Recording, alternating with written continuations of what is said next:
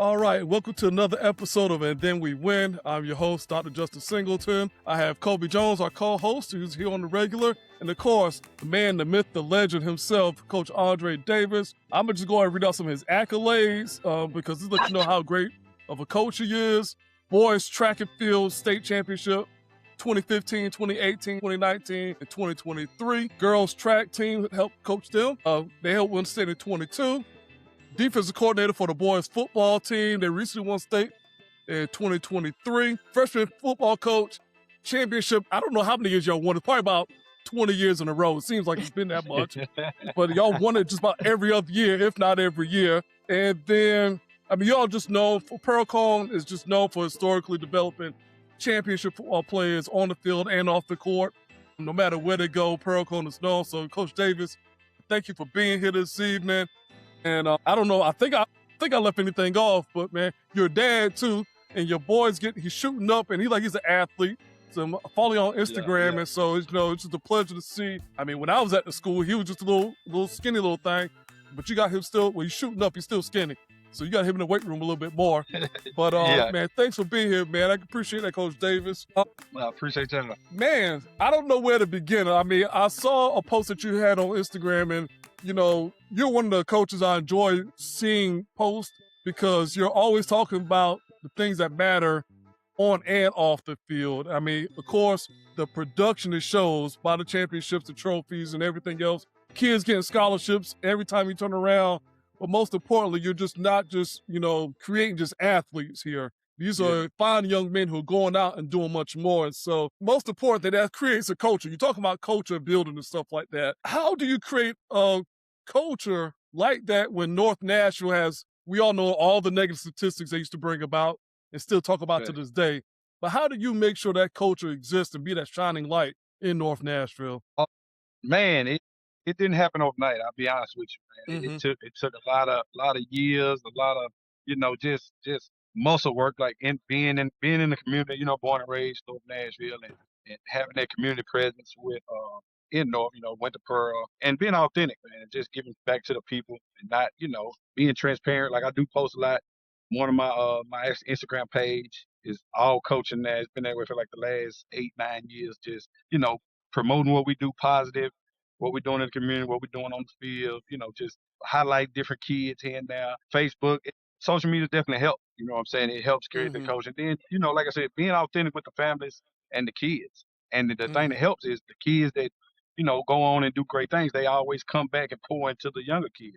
So it's turning into like a continuing cycle now that it's a thing. You know what I'm saying? And how do you stay that consistent? Because, I've been going for Pearl-Cohn for almost like 10 plus years, and it's still the same outcome just like over and over again. So how do you make sure that you stay consistent, with keeping that culture around? The consistency is, like I said, it goes back to the authentic piece. Like I said, I'm just me. This is what it is. I'm consistent.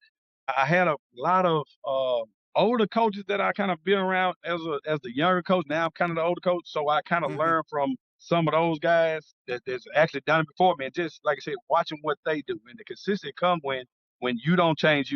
Different fads and different things. Everybody trying different stuff. Just stay true to what you do and what you believe in, and the results speak for itself. Like I said, it goes back to the authentic part with the families and being honest with kids and pushing them to levels that they don't think they can reach. You know what I'm saying? Sometimes it ain't always glitz and glamour. It be a lot of behind the scenes things that, and then when it finally comes to fruition or finally work out, everybody's like, oh, okay, glad we trust the process. And I post that a lot too, trust the process. And it's definitely a true thing. Like the process is the process. Yeah. And we all know what the process looks like at times. Like, you've been in the game for a while and noticed that it can be a slow train, to get on the tracks and take forever. And sometimes it's like, okay, they hit the ground running and they understand the process. How do you kind of work with those, making sure, especially like your athletes, when they don't truly understand the process, like getting them on board with the process? The thing is, I've learned, like I said, like now that I'm an older coach and able to look at it from as it says, they say, an OG perspective. It's like I meet the kids I know what each kid needs to get to where we trying to get to. So it's my job to see where they are and fill in what they need. You got to pour. Some kids need sternness. Some kids need a little more teaching. Some kids need it depends on the kid by kid basis. You know what I'm saying? Different. All the athletes are different. Not two. I haven't had really two athletes that are same. So you got to kind of find out what they need from you and be able to pour that into them. How do you find that out? Like, what is? I mean, you had the ways to tell the word. Like, how do you find So that out? the thing is, it's just about a lot of things about being relationships, and it's about Mm-hmm. just like I say, getting to know the kid off the field, to get them know him in the classroom, get them know him just in the hallway, just being able to have a space where they talk. You know, you might talk with somebody, you start to learn them and see what they like, and then you might drift out those conversations. Once they get to trust you, you able to pour in. You see what I'm saying? You able to coach them hard. You able to just to give them what they need. Like I said, it's a Mm-hmm. process. So it may be if I get like ninth grades come in, that's when you learn. Some of the kids I'm blessed enough to know earlier because like I said, I'm from North Nashville, born and raised, so I know aunties, mamas, grandmas, daddies, so Mm-hmm. a lot of the kids I have a base foundation with, and I already knew them. But the newer ones, it's like, you take that ninth, 10th grade year just to get to know them. And then as they getting older, because the end goal, they all say, want to go do this, want to do this. So my job is to give them what they need to get to that. Mm-hmm. Yeah. And you almost sound like the Black Bobby Bowden now. It's like you get them kids up and you raise them and turn them how they need to be, especially coming from all different places and whatnot. Yeah. And so just thinking about, okay, I mean, we read your bio a little bit earlier about all the championships, like all this stuff like comes with Pearl Con. Well, it should come with it because almost y'all set an expectation of excellency. And so how do you work with those kids who think they're going to come in here and just like, yo, this is what's going to happen. Like we're going to win championships. And sometimes it necessarily don't go that way. So I made up. I think it was the last state. We just lost. Came a run up this year, December in state. Mm-hmm. And my motto is like being the part of winning so much, you kind of understand that you never really lose. It's a lesson. So I look at Mm-hmm. it like, okay, we just lost state in December. That's a lesson. Now I need to understand what I need to go back, even personal conversation with myself, what I need to work on, what I can do better going into next year so we won't be where we are right now. What did we mess up? Mm-hmm. Go be honest with yourself. Watch the game and learn from it. So I always say you never really lose. You either win or you learn. So Mm-hmm. that's the motto. And it translates to the kids because you lose, you can either, lose your cool, be out, but I'm always coaching them up. I always stand, even after the games, like staying even kill with them and teaching them the lesson in that moment. Hey, this is what you're going to learn from it. Now, how do you come Mm-hmm. back? Even my guys that go off to college, you still going to college, whether you won or lost that game. What do you do next? Do you Mm-hmm. cloud and go, what I'm saying, or do you go back in the weight room and do you get back on the track and go work hard? That's the motto, win, lose, or draw. And that's what you learn by, like I said, I've been blessed enough to have my fair share of wins and championships and losses. And one thing I realized by having a good number of both, the next day still the same. I got to go back to work regardless. The day after the championship, I'm working just like we just lost. So that doesn't change. So I don't get caught up in the moment now. Like I said, I enjoy every win and it's a blessing, but I don't get caught up because the next day, as I say, sun's still gonna come up. I still got to go back to the drawing board. I still got to go back and watch film. I still got to go feed or pour into these kids. We Mm-hmm. still had school the next day. That next month, you know what I'm saying? Next Monday, we were still in class in the morning. You know what I'm Mm-hmm. saying? So little things like that, just don't take that stuff for granted, and just keep even keel and keep a level head about Yeah. And I know you're part of I mean, that getting to that point didn't happen overnight. And so because like you said, you've been an OG, you're OG of coaching, you've been here for a while. facts. And so like how did Yeah, you get to that point where you realize like, hey, I just need to, sit back and relax and take back the time and look at all we'll look at all the film and just like not take it so much as personal. Because some people, they take it really hard. It's just like, okay, may not see them for a while, they may not be present. I'll never forget my old offensive coordinator when I played high school football. That we lost playoff that Friday, that Monday, Tuesday, he may not show up. He took things very personal. And so, yeah. like, how do you easily, and how did you get there to that point? It's like, I can just, move forward. And And this is what I need to do.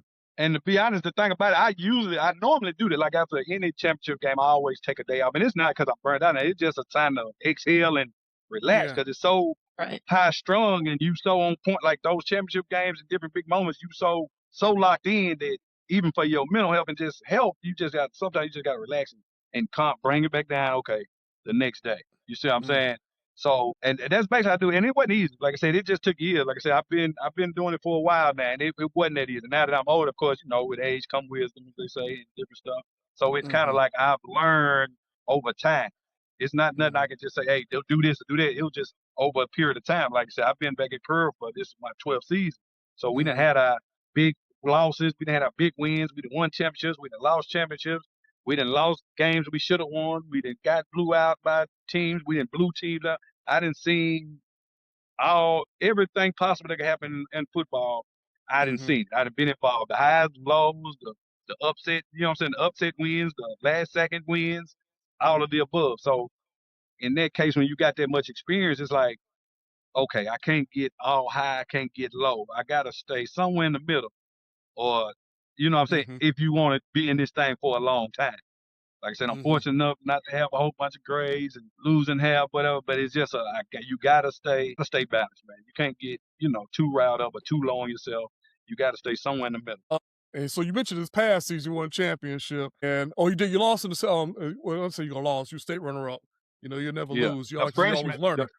the freshman won the championship. Yeah, The freshman, not grade, won the football championship. Then the varsity lost run up in state. yeah. And just thinking about, you were saying that y'all had almost like a pretty rough start at the beginning of the season. You lost a stretch Yeah, about 2 or 3 games. So like, knowing that you all came from the previous season, came off pretty high on a high horse and whatnot, with a couple of wins, big solid wins too. How did you all keep I don't know, I guess the mojo going? Like, how do y'all keep, the team motivated when y'all lost through those stretches and whatnot? Because you say you've been through seeing everything, but all yeah, these yeah, players yeah. don't see everything.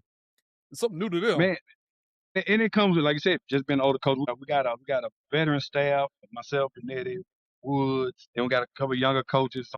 They are energy, former players. They came back. Nobody really wavered the whole time because we knew the plan. The plan was to go into the season, play the best competition available, so we'll be ready when it counts. Okay, so win, lose, or draw these games. Of course, we want to win all of them, but you actually, when you play those type games, you get an honest assessment of your team. Because, like I said, we replaced a lot of studs from that. We Hmm. won the state in 23. From the 2023 team to 2014, we lost pretty much everybody. Those guys, Hmm. the seniors this year were sophomores in that state championship game. Some of them got little playing time here and there, but nothing really impact like we was depending on. You know what I'm saying? So in order to find out what you really got, because our goal is still get the state championship every year. So in order to get a realistic perception of what you got as a coach and as a team, you got to play those tough competitions. So when we were playing, we able to go back, watch film, have an honest conversation with our kids. That's one thing we do. We do a lot of teaching, a lot of film work where you got to learn. And we tell them, like, okay, you made this mistake this week. You can't make the same mistake next week and the Right. week out. You know what I'm saying? So each week we lost on the scoreboard, but each week we got better as a team because we Hmm. also found out who we were, who needs to do this. And to be honest, as coaching, when you change the kids so much, like you said, it takes a while to figure out who's who and what Hmm. kid needs to be right here. What kid is like, it's like putting a puzzle together. But like you said, we play those tough competitions in order to figure that puzzle out. And once we figured it out, we went on a 10, I think it was 10 straight. We lost 4 Yeah. straight, then we went on a 10 straight run. And then we had our shot in the championship game. We made a few mistakes, but we learned from that too. We'll be back. I think it had to be something there because I remember when I played ball, like we lost like 3 games straight, and we ended up getting it back together and like ended up making a run to the playoffs. And so I know as an athlete how that feels, and from a coach's perspective, I can only imagine Yeah, that y'all had a plan. Y'all had a, I mean, you knew what was going to happen. You had an idea like what would happen. It was more of like, okay, who's the players who's going to step up? So it really wasn't back. like we. I mean, yeah, if we win, we win. But most importantly, we know who our dogs are when they get out there. Exactly. And that's where a lot of teams mess up. You play a couple. And use the word lack of better words, cupcakes early, and you get a false sense of who you are. So Hmm. when it comes and you see a quality opponent, you scrambling. You ain't never seen it before. Mm. Hmm. You see what I'm saying? And we went on that 10 run, and even our 11 run, we had already played better teams. Hmm. You see what I'm saying? In the early in the year, we just seen better. You know what I'm saying? So getting in those moments, even the game before the state, we had come back from 21 down. The Hmm. semifinal, we were down 21 points. Because we started off slow, made bonehead mistakes. 21, Hmm. we ran off 42 straight points. And nobody, and they got a quote in the paper, you might have seen the thing. I say when I said nobody flinched, that's because the press box where I'm at, nobody was in there panicking.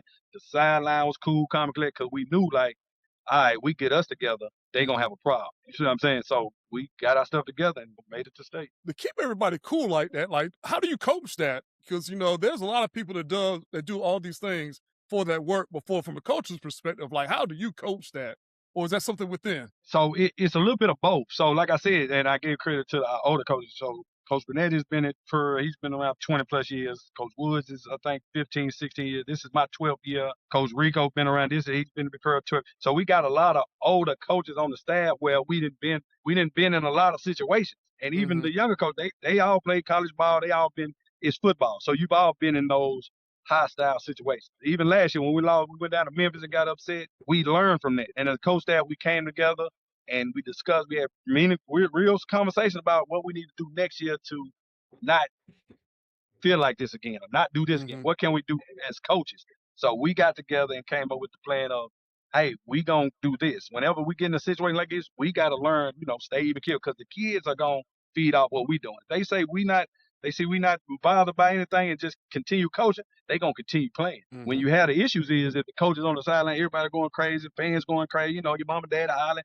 then the kids, they still teenagers, so they going crazy. That's when you have the mental collapse. But if you as a coaching staff, like we discussed, hey, y'all stay, we good, let's just play. The kids, they picked up on it and they carried that same energy, and that's how you were able to do that type of stuff. It didn't happen overnight. It didn't happen overnight. It just, like I said, yeah. And we put it all tight. Like our coaching staff, we kind of unique because, like I said, Burnett and Coach Wood been there for 20 plus years. Everybody else on our coaching staff is a former Pearl Cone football player. You see what I'm saying? So we all got a brotherhood where I coached about 4 or 5 of them, because I'm kind of in the middle.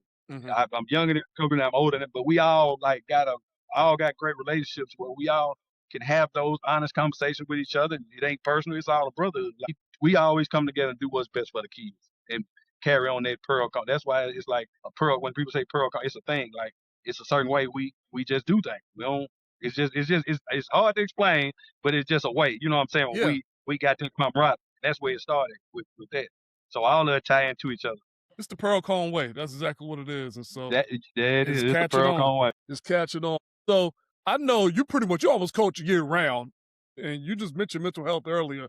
So how do you take care of your mental health? Because I know, like, you just stay on the go. Man, it's been learned. So this is transparent. I'm gonna be honest.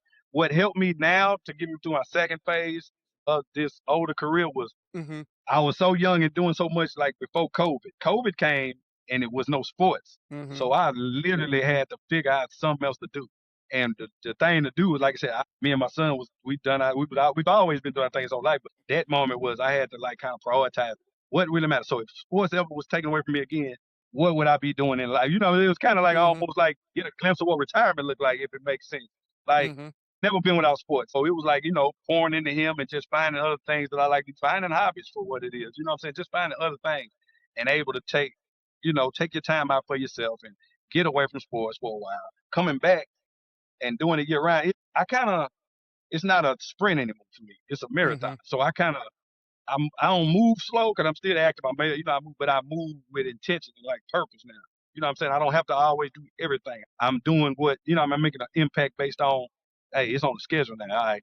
Like I said, we just had a basketball game. I go home tonight, won't think about basketball till tomorrow. We'll talk about it in school. Me and my son, we do it. And he got his game now because he's in middle school. So it's just about, even when he's doing his thing, that's my getaway from everything else. Like, I don't even coach in middle school. I like to sit on the sideline and just watch. In basketball, this is the first year I really ain't been doing the hooping and hollering. I made it thing this year. Like I said, I'm going to just sit on the sideline and just let him figure it out. He's 8th grade now, so I'm like, I'm going to let him figure it out. We had a conversation on the way home, but I'm just sitting here enjoying it as a fan almost, because I've always coached him, and I'm always coaching, so I sit on the other side and just watch, just seeing what's going, from a different viewpoint.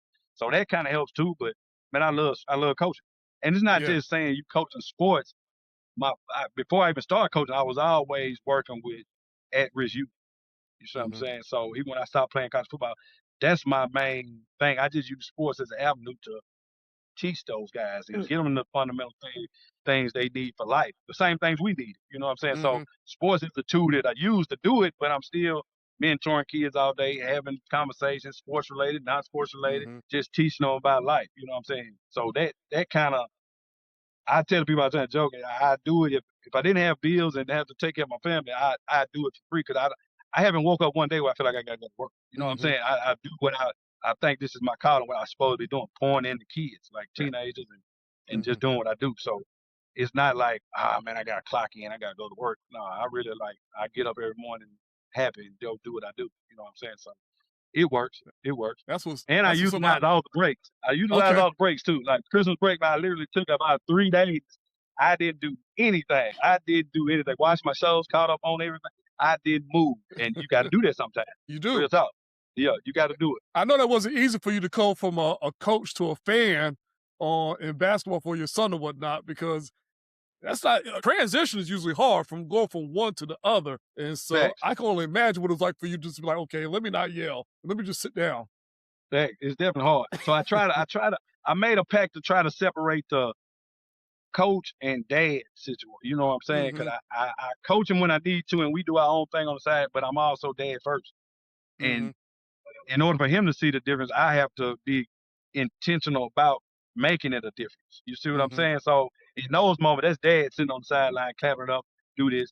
Now in the car, that's dad's son. I let him talk about how let him give his Mm-hmm. feel on how you feel about the game, what you think we need to work on. Now when we get to the gym the next day or on the weekend, coach slash dad kind of, because I try to be dad Yeah. sometimes. I tap into coach mode. So that part I'm still working on, but overall it's just being intentional about what you're trying to do with it. You might be somebody out of Memphis. Somebody need to hear that about the dad coach situation. But number 12, Yes. that's a story for another day. We Yeah, got to get yeah, on yeah. board. And be honest, look, I'm gonna be honest. I watch all of that stuff. Like I keep track of. I know you're talking about Ja.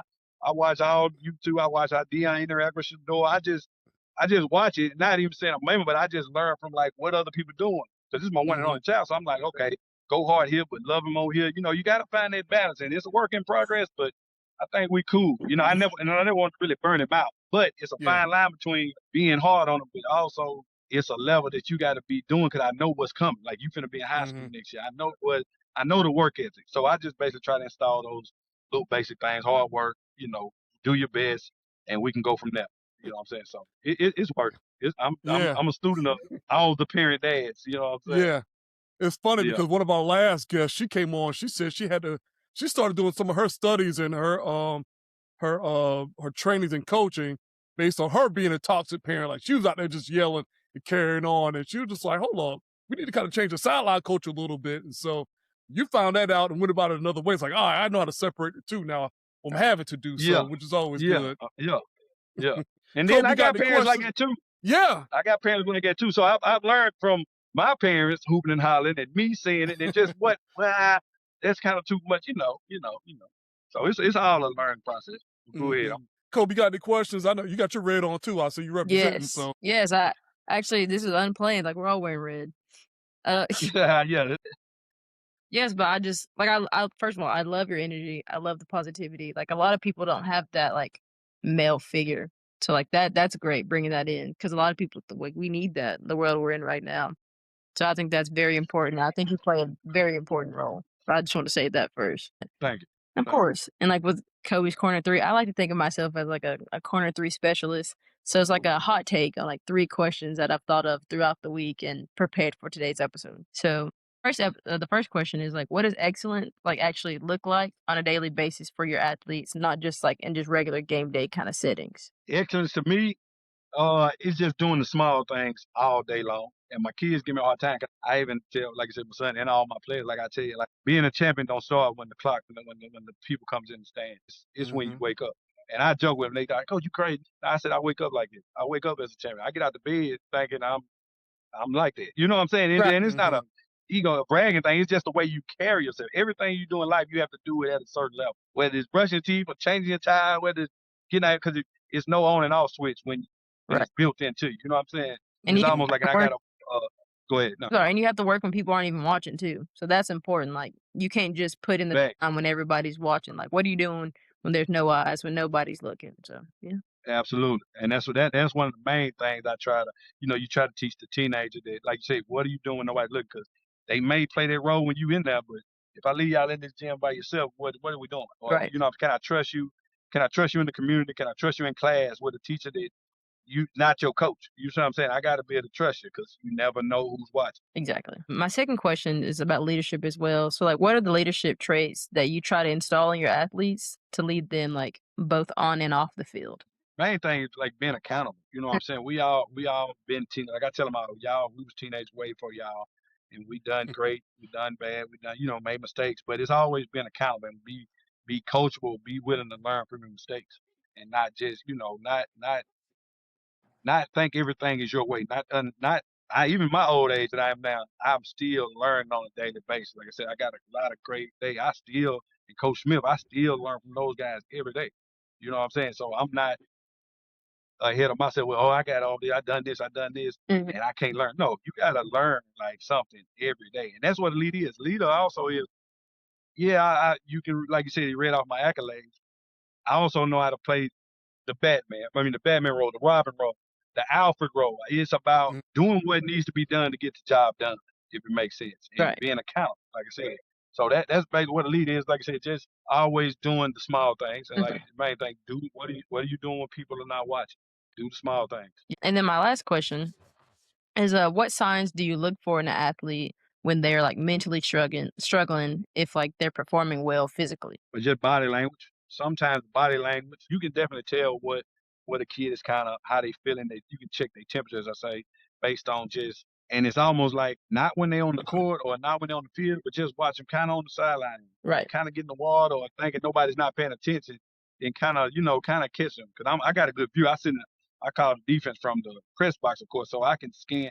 I like watch the sideline a lot and see who's kind of rattled, see who's laid back, see who needs to be arm put around them, and I kind of let the coaches know sometime on the sideline, hey, check on such and such, or put such and such on the headphone so I can talk to them for a minute, good, Yeah. bad. Sometimes it'd be a little chewing out. Sometimes it'd be just, hey man, you all right? Get your head back in the game. We gotta go. You know what I'm saying? Just being able to identify some things Right. and ask them, hey, you all right? Everything good? You sure? You ain't acting yourself. You know what I'm saying? This ain't the kid. And being around kids and having a relationship with them, you can tell when they off. Mhm. You know what I'm saying? If kids are always high energy every day, having fun, then all of a sudden he kind of off to himself and reserved. Yeah, what's wrong? So you ain't acting like yourself. And Mhm. vice versa. Some kids are just naturally laid back. And all of a sudden they doing a lot of talking and Hebrew, hey, what's going on? You know what I'm saying? Talk to me. And most of Mhm. the time, a great majority of the time, you got the relationship with them. They'll have those conversations with Right. Thank I think you. that's very great because, like, you don't hear a lot of people say that they pretty much give off the vibe based off of how somebody else is feeling. You have some coach, they come in there raw, raw, raw off the bat, Mm. and them. that's Yeah, not, and that'll work for everybody. It's like, okay, you're taking the time to look like, okay, I know such and such ain't doing so well. Like, let me talk to him, see what's going on first before I have to turn it exactly. up or turn it down. So, because a lot of people don't pay attention to those things. Yeah. And if you're doing the wrong way, you might end up turning somebody off. And like, they might be like, okay, well, dang, Right. I ain't gonna So perform as that well now. So that's what you learn. Like I said, I've been around for a while. And you learn that, like every kid, some kid you might need to chew into a little bit, give them a little. Some kid you might just need to talk them through. Some kid, you know what I'm saying. That's why when I said a little bit previous in the interview, it Hmm. was like you got to learn the kid, and I'm able to give that kid what they need in that moment. You know what Hmm. I'm saying? Some kids just might be out there and they used to the rah rah. Hey, tighten up. What are you doing, son? You know what I'm saying? This type of situation. Hmm. Some of them like, hey, go ahead, you good. Go on back in, man. You all right? Don't worry about it. Hmm. Because a lot of the time it be like self-imposed stress they put on themselves. They want to perform so well because they understand the expectation. So they put a lot of unnecessary stress on themselves, and then they not performing like they normally would. Mm. Because Hmm. you done thought yourself out of how good you really are. Hey, settle down, son. Just go play. We ain't mad. Just go settle down. And sometimes they just want to hear that from the coach. Hmm. You know what I'm saying? Because you probably in practice, you probably done coached them up so hard sometimes, and they thinking about it. So sometimes you gotta come back and reassure them that, hey, you all right, son? Just go play. Just you know what I'm saying? Don't think so much. So like I Hmm. said, it go back to just meeting them where they at in that moment and being able to pour into them what they need to get the job done. Essentially. Coach, I just thought of this question because I think about the climate of sports nowadays when it comes to like when we talk about everything. You got the NIL and how things are, the social media coming into play, and when I think about Pearl-Cohn, like you have the Pete Pearl-Cohn way, and people may ought to think as soon as they come into this door, like, hey, I'm gonna win something. Like I'm leaving here with something, as Denzel Washington said, leaving here with something. So like, how do you instill in your athletes that this is a given? You have to earn this. But just because you come through these doors and you come to school don't mean that you'll be a champion right off the bat. How do you Facts. go about making sure they know that, hey, this is earned. Ain't nothing given over here. It's a conversation piece with them, but it's also being consistent with my habits as a coach. I Hmm. don't waver. So if I'm still coaching this way, if they, they kids, so sometimes they try to take it for granted a little bit. So you got to reel them back in and get them. You may win a game. Hey, that's not the end goal. Tighten up. You know what I'm saying? Freeze like Hmm. tonight, we just won a basketball game. They got a little, excited, lesser team. Hey, tighten up. This ain't the goal. You know what I'm Hmm. saying? They don't see me. We're not celebrating this. You know what I'm saying? Like, stay focused. We still at it. So it's just about like being consistent. And as a coach, you have to have the end goal in mind, and because you know the Hmm. process. I've seen it through 1,000 times. Hmm. Now we just got to get the teenagers, to buy in and trust what you saying, and just stay even course. And that's what it is. Basically, just like staying consistent with the process. And then they'll buy in because they have no choice. This is what worked. Y'all have to do this. If you don't do this, you probably, hey, I don't wait. So if you're not doing this, what I'm asking you to do, you ain't gonna be on that court. You ain't gonna be on that field until you able to be consistent with your discipline. You see what I'm saying? So if I keep them in track and keep them in line with it, we have a good time. Pretty much, you're gonna leave with something, like you said, one way or another. Yeah, leave with We've something. been able to do. I was just reading something a little while ago, and it was mentioned like some of the things that because of black student athletes is that we have to make sure our black athletes know that they're just not just athletes. Sometimes when they go to certain places, they're identified as just an athlete. So, how do you make sure that your kids, that you coach, aren't let them know they're not just athletes? Because you have athletes that go, they go to college. You got some that's about to go to the pros. How do you help them know that they're more than just an athlete? And like I said, it go back just conversation pieces. And you as a coach, and like I said, we do a good job on our staff. Is the great percent. All of us pretty much played college football and been in that round where they going, and we've been to what you trying to get to. So we are able to, as a staff, individuals, because beyond we break up a lot in our position groups and do a lot of one-on-ones and different things with coaches wise. So we able to pour into them and give them that what's on the other side of this graduation. You see what I'm saying? And that's what it is. Okay, I signed this paper. I'm this great athlete. I was the man in 12th grade. Now you're going to start all the way back over at the bottom of the totem pole. You know how it was when you go to college.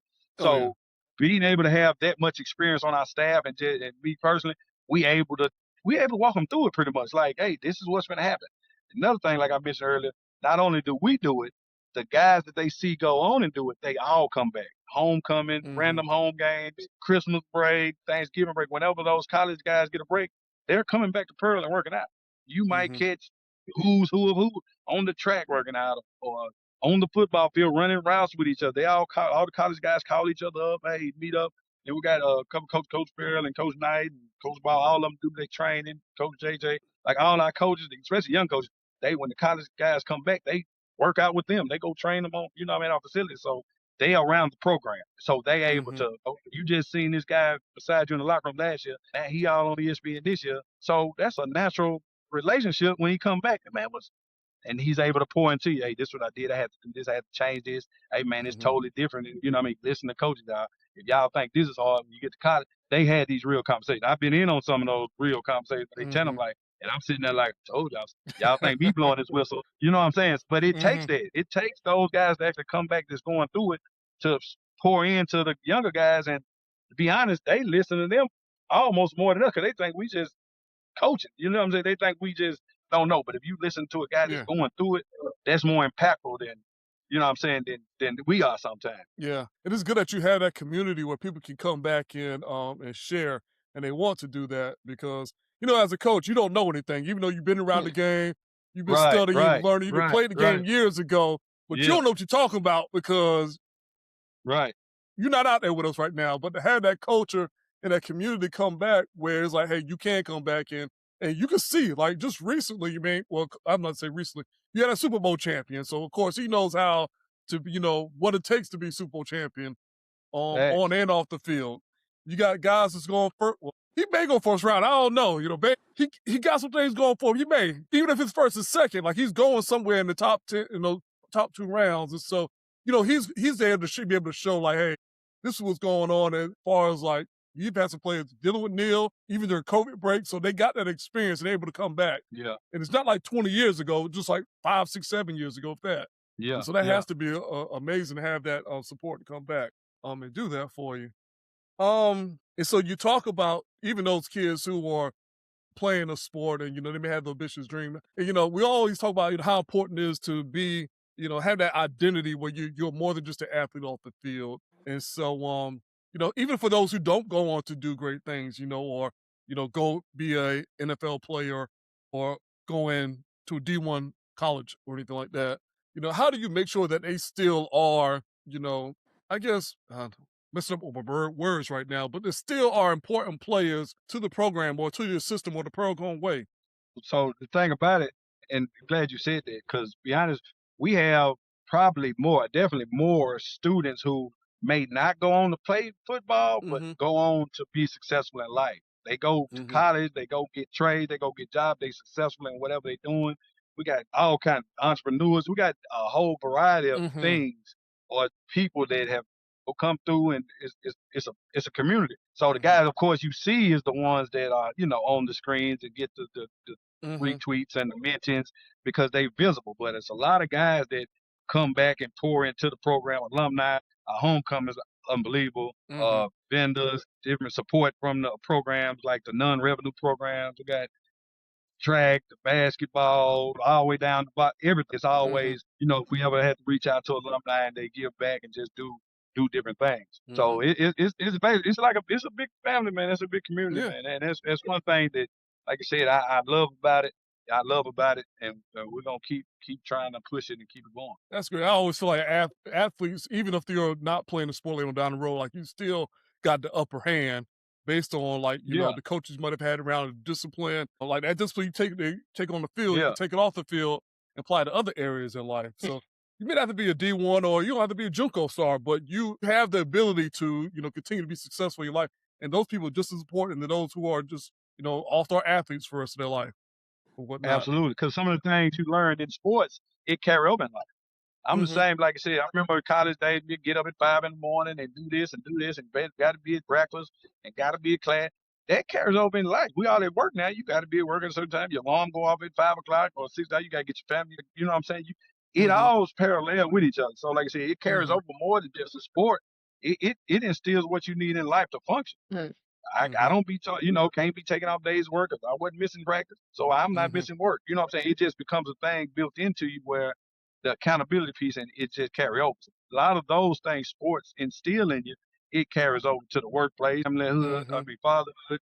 You know what I mean? All the above. It's more than just everybody's not going D1. Everybody's not going to play football. What can we put in? What is universal? What we can put in every kid that comes through our program. You see what I'm saying? And they can apply it to whatever they choose to do in life. You know what I'm saying? So that's what the foundation of it is. It's just creating good beings, or women, by track girls or whatever. Just creating good humans, being quality citizens, being impactful for the next generation. And that's the beauty of sports. That's what sports should be like. Either you're doing it off on the field, doing something great, or you continue to push it that way, or you can come off that field and say, hey, I'm doing something else, but I'm still using what X, Y, Z said. I still got some stuff I still do that coach has been telling me in my head from way back when, and that's how impactful sports is. Absolutely. I don't even squat the same anymore. I'm still doing, tail to grass because of my old coach. I still hate him to this day for making me do that, but I'm better for it. A little lighter weight though. Hey, the weight ain't the same. I'm with you there. Hey, take a couple of plates up off here. I'm telling you. Well, Coach, man, I know you're the wrap up. There's a few things I got to say personally, man. I definitely thank you for being on the show for sure. I'm gonna tell you, I had PTSD for about the first 2 or 3 years after I left Pearl-Cohn, because God bless the dead, and rest in peace, Coach Reynolds. I used to hear move inside my head so many times because we used to practice in the middle of the track. I'd be somewhere, I just hear move. I'm like, hold on, I know Coach Reynolds ain't around here. But, and so that's one of those things I always, I'll never forget. Just always hear it move out of the middle of a bend, or so when the parents put a ton on the track. Rest in peace, Coach Reynolds. I know he's made an impact for Pearl-Cohn the track program, and I know he mentored you and helped you along the way. So never forget him and his speed crew. I just want to thank you, man, for sure, because I don't know if you remember, like one of my last days I left when I was leaving Pearl, you told me something along the lines, you was like, man, we need you, like always continue to give back or whatnot. And that stuck with me because I love Pearl-Cohn. Pearl-Cohn is one of those schools where you get there and it's just like it's a place to be. It's family, the coaches are great, the staff were great at the time frame. I feel like we had a dynasty during that time frame. But you always kind of motivated me and kept me grounded and reminded me just those 3 or 4 words when I walked into your office one time. And it's always reminded me to continue to give back and, in any way possible, make yourself available for, the youth. And so I just want to say anytime that you ever need me for anything, man, please feel free to reach out. And you made a mark on my life. I didn't tell you that before or anything like that. But since you're face to face now, I do appreciate you, man, for all the things that you're doing for North Nashville and that community. And so I appreciate it. I appreciate you for even having me. Now, before you leave here, we ask all our guests, the show is called And Then We Win. So we talk about all the things that we need to consider before we think about winning becomes a habit or thing we should talk about with executing. And so just thinking about, all your years of experience, what do you think is important to address before we talk about winning when it comes to our athletes, teams, or heck, even the community? You said what is important to address? Yeah. Let me think right there. That got me. Before it go back to the original thing I said. What kind of address you even have as a foundation before you can win and before you can do anything. It's just be authentic. Be authentic, man, and be true to your purpose. Like if you just in it for the money or you in it for whatever reason, you in it for the notoriety, some of those things are the wrong things to be in it for. You know what I'm saying? If you genuine to the core, in it for impact and influence on the youth and able to do what you need to do, the winning part will come. The winning is a byproduct of the work put in and the consistency, all that's gonna come. But your core values and what you actually doing with it, that's what matters the most. So that you gotta have that up front and foremost before you think about a win or you know what I'm saying, in life or just a sport or anything. You gotta be grounded and understand am I doing things for the right reason? And that matters, that authenticity. And people will know, especially the kids, so they know what's real and what's fake in a heartbeat. Facts. Absolutely. Hey, I've been they can around a smell while. I done seen it all. Yeah. Yeah, it's a lot, man. It's a lot. And I just ground myself. I pride myself on being authentic and being me. I ain't changed. I'm me. Some people love it. Some people don't. It's a competitive thing. Yeah. Everybody might not like it. You know what I'm saying? But it is what it is. Before you leave, who you think will win the college football national championship? The U. Man, hey, Indiana looking bad, man. Them boys tough. Because I've been a U fan. I'm a 2001. Oh, yeah. Ed Reed, all those guys back then. That was my favorite. I grew up, man. It was unbelievable.